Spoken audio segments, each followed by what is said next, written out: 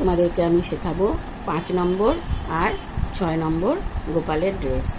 প্রথমে আমি দেখো পুরো বডিটা আর ঘাগরাটা করে নিয়েছি।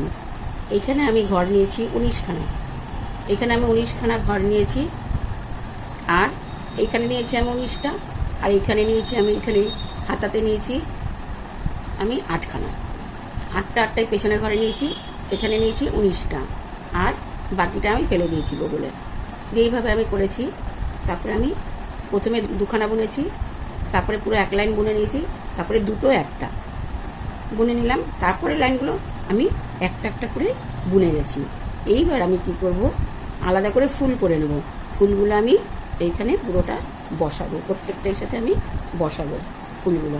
এবার আমি ফুলগুলো কিভাবে করছি তোমরা দেখে নাও, ঠিক আছে? প্রথমে আমি আঙুলে পেঁচিয়ে নিলাম, তারপর একটা হাফ লং বুনে নিলাম। এইবার আমি দুটো ফুল লং বুনবো, 1 2, আবার একটা হাফ লং বুনে নিলাম, দুপাশে দুটো হাফ লং আর দুটো ফুল লং, ব্যাস এই। আর একটা চেন বুনে নিলাম, দিয়ে আবার একটা হাফ লং বুনে নিলাম, আবার দুটো ফুল লং,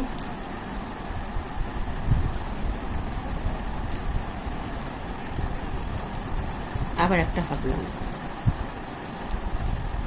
আবার একটা চেন। ঠিক এইভাবে আমি পাপড়িগুলো করে নেব। এই যে আমার চারখানা পাপড়ি হয়ে গেছে। এবার আমি কি করবো, এই যে সুতোটা ছিল না, এই সুতোটা এইভাবে টেনে নিলাম। এই যে এবার আমি এখানে একটা গিট দিয়ে দিলাম।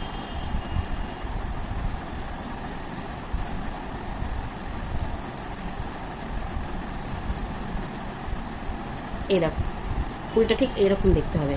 এই দেখো, এই যে ফুলটা ঠিক এইরকম দেখতে হবে। এই দেখো এইগুলো আমি সুতো দিয়ে সেলাই করে নিয়েছি। এই যে ফুলগুলোকে আমি সুতো দিয়ে সেলাই করে নিয়েছি।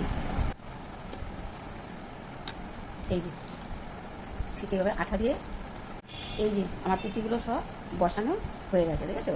এবার আমি কি করব, এই কালারের উল্টা দিয়ে আমি এই গলায় আর হাতাতে হাফ লং বুনে দেবো। তাহলে এই যে আমার ড্রেসটি হয়ে গেছে। এই দেখো আমার ড্রেসটি হয়ে গেছে। হাতা আর গলাতে, এই দেখো হাতা আর গলাতে আমি হাফ লং বুনে নিয়েছি, ঠিক আছে? এই যে হয়ে গেছে আমার ড্রেসটি।